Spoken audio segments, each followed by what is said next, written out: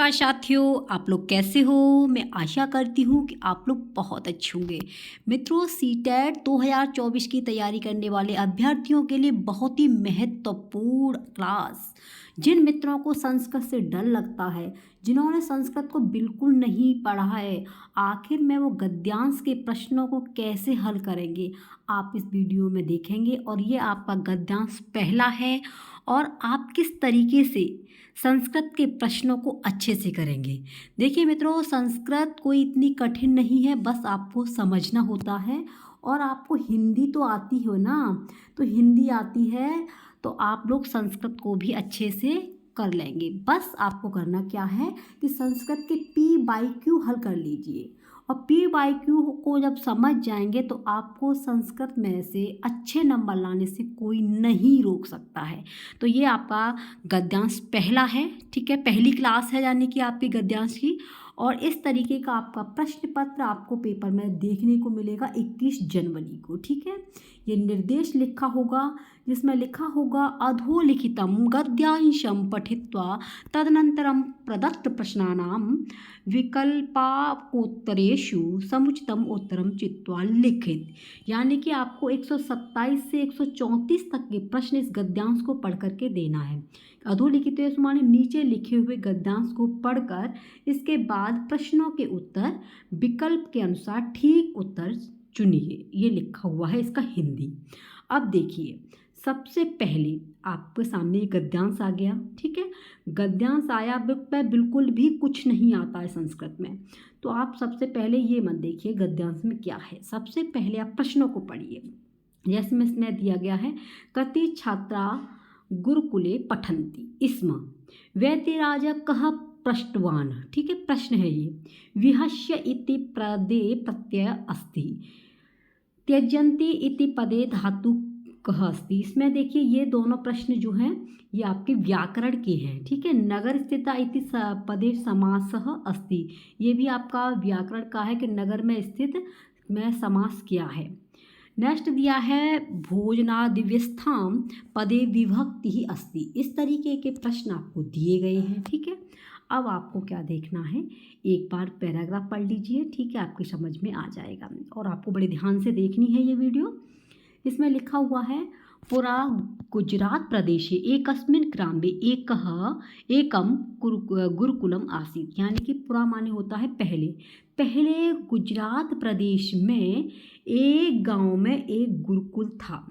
एक गुजरात प्रदेश में एक गांव था और गांव में क्या था, गुरुकुल था। तत्र 200 छात्राः गुरुभ्यः अनेकान् विषयान् पठन्ति। वहाँ 200 माने होता है 2, शतम माने होता है 100, ठीक है। तो 200 माने हो गया 200, क्या हो गया, 200 हो गया। 200 शतम माने 100, 2 माने 2, तो 200 हो गया, ठीक है। तो वहाँ 200 छात्र गुरु से अनेक विषयों को पढ़ते थे। तेषां भोजनादिव्यवस्थां एका नगर स्थिता संस्था अकरोत्। उसके बाद भोजन आदि से निवृत्त हो करके एक व्यवस्था में एक नगर स्थित था, वहाँ एक संस्था थी, ठीक है। भोजन से निवृत्त हो करके तो वहाँ पर एक नगर था, उस नगर में एक संस्था थी। एकदा संस्थाधिकारिणः छात्रेभ्यः एकं वैद्यं प्रेषयन्तः। एक दिन संस्था के अधिकारी छात्रों के लिए एक वैद्य भेजा। जो एक दिन जो है संस्था के अधिकारियों ने छात्रों के लिए एक वैद्यम प्रेषवंत वैद्य भेजा। प्रेषवंत माने भेजा। स 3 मासान् तत्र अवसत। वह 3 महीने से वहाँ रहता था। कहाँ पर रहता था भैया, जो संस्था के अधिकारी थे ना, नगर में रहते थे वो 3 महीने से। कौन रहते थे, ये जो वैद्य हैं। किंतु क्वापि रुग्णतस्य समीपे चिकित्साय न आगच्छत। लेकिन, ठीक है, लेकिन यहाँ पे आ गया किंतु क्वापि, किंतु कोई भी रोगी उसके पास चिकित्सा के लिए नहीं आया। जब ये वहाँ रहते थे तो वहाँ पर जो है, जैसे गुरुजी के पास में ये वैद्य को भेजा, छात्रों के पास में वैद्य को, तो वहाँ पे वो 3 महीने से तो रहते थे, लेकिन इनके पास में कोई भी रोगी नहीं आया। किसके लिए, दवाई लेने के लिए। वैद्यराज प्रधानाचार्यम अपृच्छत। वैद्यराज प्रधानाचार्य से बोले, किम अत्र कोऽपि रोगी न भवति के माने क्या, यहाँ कोई रोगी नहीं होता है, कोई बीमार नहीं होता है।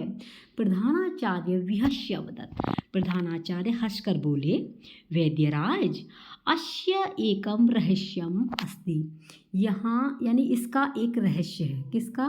जो कोई रोगी नहीं होता है, बीमार नहीं होता, उसका एक रहस्य है। वो रहस्य क्या है?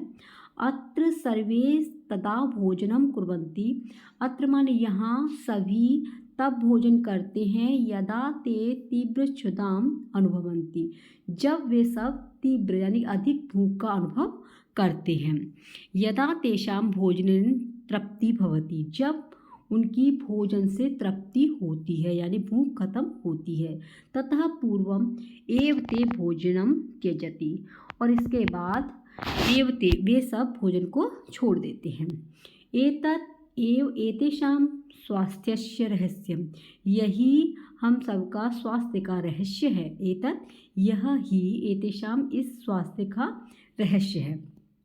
भवान जानाति एवं यत् स्वस्थः नरा औषधम न सेवन्ति, भगवान माने आप जानते हो, यहाँ स्वस्थ मनुष्य औषधि का सेवन नहीं करते हैं। न माने नहीं, तद वचनम श्रुत्वा वैद्यम हसित्वा वदत्, यह सुनकर के वैद्यराज हंसने लगे और बोले, अत्र मम उपयोगं नास्ति, अत्र माने यहाँ मैंने ये उपयोग नहीं किया है। अहम गच्छामि, मैं जाता हूँ। नमस्कार नमस्कार, यत्र रोग तत्र वैद्य, जहाँ रोगी होते हैं वहाँ ही वैद्यलभ होते हैं, क्योंकि यहाँ पर तो कोई रोगी है ही नहीं। तो ऐसा कह करके वैद्यराज वहाँ से चले जाते हैं। तो आई होप ये आपकी समझ में आ गया होगा। अब देखिए प्रश्नों को। कति छात्राः गुरुकुले पठन्ति स्म, तो आपने देखा था ये आ गया द्विछात्राः। ठीक है, तो प्रश्न का आंसर आपको यहीं से मिल गया। द्विशतम माने होता है 200, मारो मोहर लगाओ ठप्पा, ए आंसर सही हो जाएगा। वैद्यराज कहा पृष्ठवान, वैद्यराज ने किससे बोला? तो देखिए वैद्यराज प्रधानाचार्य अपृच्छत्। ठीक है, ये आ गया। तो यहाँ पर क्या हुआ आपका, ये आपका प्रधानाचार्यम हो जाएगा सही। तो ए ऑप्शन बिल्कुल सही है। नेक्स्ट क्वेश्चन है, विहस्य इति पदे प्रत्यय अस्ति। अब आपको पैराग्राफ नहीं देखना है, इसमें पूछा है कि विहस्य में प्रत्यय है, तो इसमें लेप प्रत्यय का प्रयोग हुआ है। विहस्य में किसका हुआ है? लेप का। नेक्स्ट है, त्यजंती इति पदे धातु अस्ति, यानी कि त्यजंती इस पद में धातु है, तो भैया त्यजंती में त्यज धातु है। क्या है? त्यज। अगला है, नगर स्थिता, नगर में स्थित, इस पद में समास है, तो समास इसमें तत्पुरुष समास है। नगर में स्थित विभक्तियों का प्रयोग तत्पुरुष समास में होता है, इसलिए मारो मोहर लगाओ ठप्पा। अब की बार सीटेट आपका हो जाएगा पक्का, सीटेट में सिलेक्शन हो ही जाएगा, सीटेट निकल जाएगा। तो देखिए समास आपके 6 प्रकार के होते हैं, ये पता होना चाहिए। कौन कौन से होते हैं? अव्यय भाव, ठीक है, कर्मधारय, द्वंद्व और तत्पुरुष, द्विगु। तो आपके कितने हो गए? ये 5। और नेक्स्ट हो जाएगा आपका अव्यय भाव, कर्मधारय, अब तक दादा बहुब्रीहि। ठीक है, ये 5-6 होते हैं। नेक्स्ट है, भोजनादिव्यवस्थाम पदे विभक्ति अस्ति, यानी कि भोजनादिव्यवस्था में विभक्ति है, तो विभक्ति इसमें द्वितीय विभक्ति है। कौन सी है? द्वितीय है, डी ऑप्शन मार दीजिए। अगला है, अश्विन अनुच्छेदे सेवन्ते इति क्रियापदस्य कर्तपदम किम। इसमें पूछा है कि जो ये अनुच्छेद दिया गया है, इस पद में क्रियापद में कर्तपद क्या है? तो कर्तपद आपका क्या है? नरः। क्या है भैया? नरः जो है ये आपका बिल्कुल सही है, नरः। नेक्स्ट क्वेश्चन है, कोऽपि पदे संधि अस्ति, यानी कि कोऽपि में संधि है। तो अब ये से तो आप पैराग्राफ में नहीं देख सकते, क्योंकि सीधे व्याकरण के प्रश्न है ना। तो देखिए संधि भैया कितनी होती है? संधि 3 होती हैं। संधि किसे कहते हैं? 2 वर्डों के मेल को कहते हैं। किसे कहते हैं? 2 वर्ड जब आपस में मिलते हैं तब संधि होती है। संधि 3 प्रकार की होती है, स्वर, ठीक है, व्यंजन और आपकी विसर्ग, ये आपको पता होना चाहिए। तो इसमें कोअपी में पूछा है तो विसर्ग संधि है, सी ऑप्शन बिल्कुल सही है। अब ये प्रश्न है आपके पेडागोगी के, ये आप लोग देख सकते हैं। अत्र मम उपयोग न अस्ति इति वाक्ये मम सर्वनाम पद कस्मै प्रयुक्तम, यानी मम सर्वनाम पद में क्या प्रयुक्त है? तो ये है आपका वैद्यराजाय। क्या है? वैद्य राजाय, ए ऑप्शन सही है। नेक्स्ट है सर्वाधिकम समीचीनम विकल्पम चित्वा निम्नलिखित प्रश्नानाम उत्तरम दीयताम, यानी कि जो नीचे लिखे हुए प्रश्नों के उत्तर आपको ठीक से देने हैं और ये प्रश्नों को हल करेंगे आप टैग वर्ड की सहायता से। जो मैंने टैग वर्ड की कल आपको एक क्लास दी थी उस क्लास को देखना, डिस्क्रिप्शन में लिंक होगी, आराम से कर देंगे। लेखः लघुः वर्तते चेत् तृतीयपुरुषे पूरयतु विना अप्रस्तुतवाचा अध्वन्यात् करित्वा तथा कतार्कीकरित्वा पूरयतु, यानी कि इसमें दिया गया कि एक लेख है जो मतलब लघु माने छोटे रूप में लिखना है, तृतीय पुरुष में, तीसरे पुरुष में, पूर्णतया बिना, अप्रस्तुत वाचा, बिना बोले क्या होता है उसे क्या कहेंगे, तो समाचार पत्र में तो बोलना पड़ता है, ठीक है। वर्गीकृत प्रकटनम, विज्ञप्ति में भी प्रतिवेदनम जो होता है प्रतिवेदनम में नहीं होता है, लघु रूप में होता है। डी ऑप्शन बिल्कुल सही है। नेक्स्ट है एक वक्ता है और वक्ता ने कहा कि तब माता गृहम इदानीम पर्यंतम आगतवती वा, ठीक है, तुम्हारी माता घर पर इस समय आ गई हैं। वक्ता दूसरा कहता आम हाँ, तो भाषण श्रवण कौशले अत्र कस्य दोषः, तो भाषा श्रवण कौशल के अनुसार इसमें कौन सा दोष है, कमेंट में बताना कौशल कितने होते हैं, ठीक है। ये आपका होमवर्क है कि कौशल होते कितने हैं, अगर आपने कल की क्लास देखी होगी तो आप लोग जरूर बताएंगे कौशल। तो ये देखिए प्रथम वक्ता है, क्या है, प्रथम वक्ता। नेक्स्ट है लेखन समय संलग्नशील क्रम केमम, यानी लिखने के समय में संलग्नशील क्रम क्या होता है, तो भैया लिखने के समय में विशेषणम सबसे उपयुक्त शब्द है, इसलिए D option is the right.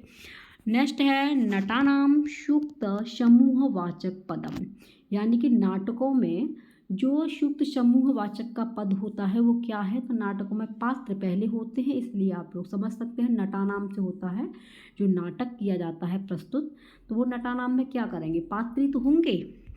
अगला है सूर्य ग्रहणम कदा भविष्यति, सूर्य ग्रहण कब होता है, अयम प्रश्न, यह प्रश्न है।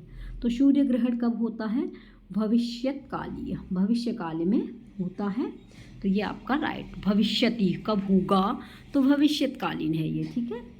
यानी सूर्य ग्रहणम कदा भविष्यति, अयम प्रश्न, यह प्रश्न पूछ रहा है कि सूर्य ग्रहण कब होगा, ये क्या है, ये आपका भूतकाल है या वर्तमान काल है, तो ये आपका भविष्यत काल में है, क्योंकि होगा गागी ये शब्द भविष्यत काल में ही होते हैं, तो D option is the right है, ठीक है। एनसीएफ 2000 मैंने करा दिया है, आप लोग जरूर देखना। एनसीएफ 2005 मोस्ट इंपॉर्टेंट है, भर भर के प्रश्न आपके संस्कृत में आते हैं। देखिए राष्ट्रीय पाठ्यचर्या रूपरेखा एनसीएफ 2005 3.1.4 प्रबोधनानुसारम विद्यालयेषु पठन लेखने विशेषम अवधानम नावश्यकम विशेषतया कस्या भाषायां, यानी कि राष्ट्रीय पाठ्यचर्या रूपरेखा एनसीएफ 2005 के अनुसार 3.1.4 प्रबोधन के अनुसार विद्यालय में पढ़ने और लिखने की विशेष अवधान मतलब विशेष जो है आवश्यकता नहीं है, कौन सी भाषा की, कौन सी भाषा की, देखिए मातृभाषा की है, आंग्ल भाषा की है, हिंदी भाषा की है, लेकिन अन्य विदेशी भाषा की नहीं है, क्योंकि मातृभाषा हमारी प्रथम भाषा है, हिंदी भाषा है ही, आंग्ल भाषा तृतीय भाषा के रूप में चुनी गई है, लेकिन अन्य विदेशी भाषा को नहीं एनसीएफ 2005 मानता है, तो ए ऑप्शन बिल्कुल सही है। अगला क्वेश्चन है एतयो द्वंद्वयो कह युग्म संज्ञानात्मक स्वरूपम प्रदर्शित, यानी कि एक द्वंद्व के कौन से युग्म संज्ञानात्मक स्वरूप को प्रदर्शित करते हैं, तो ये प्रदर्शित करते हैं भैया साम्पूर्यम विश्लेषणात्मक, किसे, साम्पूर्यम विश्लेषणात्मक। अगला है भाषावगमने परीक्षणे च पत्राचारः इदं कः निर्दिशति, यानी भाषागमन में परीक्षण और पत्राधार इदम माने यह निर्देश देता है, किसके लिए देता है, तो एक बार देख लीजिए। प्रत्यवधौ शिक्षकेन कृतः विद्यार्थी स्वभाव लेख काल काले लेखन परीक्षा मौखिकी परीक्षा, तो ये देता है विद्यार्थी नाम अवगमना विवृद्धि सूचकम कार्य संग्रहण निश्चित काले, मारो मोहर लगाओ ठप्पा, आंसर डी हो जाएगा पक्का। अगला है पठन समय विसंज्ञायाः अर्थः, यानी पढ़ने के समय में डिकोडिंग अर्थ क्या होता है। तो डिकोडिंग अर्थ आपका होता है क्लिष्ट समस्या समाधानम कर्तुः। क्लिष्ट माने क्या है, जो कठिन समस्या होती है उसका समाधान करना, है ना। विसंज्ञायाः, इसका देखो इंग्लिश भी दिया जाता है संस्कृत के साथ साथ में, तो बहुत ईजी है। तो आप लोग पढ़ने के समय में जो कठिन अर्थ होता है उसे क्या कहेंगे, तो क्लिष्ट समस्या समाधानम कर्तुम्, कठिन समस्या का समाधान करना ही आपका विसंज्ञाया कहलाएगा, यानी सी ऑप्शन। अगला है भवान पृच्छतु अस्माकं लक्ष्य किम। भवान माने आप पूछते हो हमारा लक्ष्य क्या है। अहम एकेन पदेन उत्तरम वदामि। अहम माने मैं, एक पद में उत्तर दीजिए। विजय एतादृशः प्रश्नः, तो ये सहज प्रश्न है। कैसा है, सहज। देखिए ये मैंने आपको टैग वर्ड में बता दिया है, तो एक बार टैग वर्ड की वीडियो संस्कृत की अवश्य देखना और आसानी से आप प्रश्नों के हल कर पाएंगे। ठीक है। नेक्स्ट क्वेश्चन है, एकः सहयात्रिकः गवाच्छ समीपे आसीन भवान गवाच्छः पिहितुम इच्छति, यानी एक सहयात्री गवाच्छ के समीप, गांव के समीप आया। भवान गवाच्छः पिहितुम इच्छति, भवान तक कथम अनुरोधम कराते। भवान माने उस आपने क्या अनुरोध किया था। तो ये देखिए, भवता गवाच्छम पिहुतम शक्यते वा। ठीक है, अनुरोध किया भवताम गवाच्छम पिहुतम शक्यते वा, तो ये आपका सही है। ठीक है, ए ऑप्शन। अगला है संभाषण विदम पठतु, यानी बोलते समय पढ़ना। अत्र अध्यापक अध्यापक अथवा भवान कथा पुस्तक में पठितुम् इच्छति। यहाँ अध्यापक और अध्यापक अथवा आप कथा पुस्तक में पठितुम् इच्छति, आप किस पुस्तक को पढ़ना चाहते हैं। शिष्य हाँ, अध्यापक आम कृपया, अध्यापक हाँ कृपया करके बताइए। तो देखिए, पठनारंभ कर्तु विनयेन सूचयति, यानी पढ़ने के आरंभ में विनय सूचक शब्दों का प्रयोग करना ही आपका सही है। ए ऑप्शन बिल्कुल राइट है। अगला है कह प्रकारात्मक शब्द, यानी कि प्रकारात्मक शब्द क्या है। तो आपका रचनात्मक, मैंने आपको बताया ही था ना, रचनात्मक होता है, इसलिए आपका B option is the right. अगला है और इस क्लास का सेकंड लास्ट क्वेश्चन है, अध्ययन समय विशेषण पदम शक्यते, यानी अध्ययन के समय में विशेषण पद होता है। शक्यते इसमें शक्य संभावना अत्यंत केंद्रीय करोति। शक्यते था शक्य संभावन, यह केंद्रीय करता है। तो देखिए ये आया था भैया, बताओ जिसने वीडियो कल की देखी हो, संदर्भानुगणमर्थम, यानी संदर्भ के अनुसार गुण का अर्थ करना। सी ऑप्शन बिल्कुल सही है। अगला है पत्रवाहक एकादश वादने पत्रम वितरितवान। पत्रवाहक एकादश माने होता है 11 वादन पत्र को वितरित करना। पत्रवाहकेन एकादश वादने पत्रम वितरित और उपरि दत्तयो द्वयो वाक्यो भेदम स्पष्टीकर्तुम् छात्राणाम अवधानार्थ उपयुक्तम अस्ति, यानी कि जो ऊपर ये लाइन जो दी गई है, इनसे छात्रों के जो रुकावट है उसमें क्या उपयुक्त है। तो क्रियापद है, कर्तरी प्रयोग है, पद प्रयोग प्रभेद है, या नाम पद कर्म पदस्य च स्थानम वाक्यद्वय प्रयोजनम। तो भैया देखिए इसमें क्या है, पद जो है बार बार आया है ना, तो पद प्रयोग प्रभेद है, बिल्कुल सही है। तो मारो मोहर लगाओ ठप्पा, आंसर सी हो जाएगा पक्का। तो इस तरीके के प्रश्न संस्कृत में आपके आते हैं। जिन पर बिल्कुल भी संस्कृत नहीं आती है तो टैग वर्ड की सहायता से, जैसे मैंने ये शब्द बताए हैं, रचनात्मक हुआ, ठीक है, और ये हैं आपके पठनारंभ कर्तु विनयन सूच्यति, ये सभी टैग वर्ड की सहायता से आप लोग कर सकते हैं। तो आपको ये क्लास कैसी लगी जरूर आप लोग कमेंट में करना। ठीक है, कमेंट के द्वारा आप बताना। चैनल को सब्सक्राइब कर लेना, वीडियो को जितना हो लाइक करना, ठीक है, शेयर करना अपने सभी मित्रों को। तो आप लोग चुटकियों में संस्कृत के पैराग्राफ को अच्छे से हल कर पाएंगे और बिल्कुल भी समय नहीं लगेगा। बस एक बार आप लोग P/Q को हल कीजिए। ठीक है, P/Q को हल करेंगे तो आसानी से आप लोग संस्कृत में अच्छा स्कोर कर पाएंगे। तो आप लोग बताना कि आपको ये क्लास कैसी लगी है। ठीक है, इसके बाद में अगर आपका प्यार मिला, आपकी सपोर्ट मिली, तो आपको बहुत जल्दी गद्यांश 2 भी देखने को मिल जाएगा। ठीक है, मिलते हैं नेक्स्ट क्लास में। आप अपना ख्याल रखना, अपनी अच्छे से तैयारी करना, जिससे आपका CTET क्वालिफाई हो जाए। Take care. नमः संस्कृताय।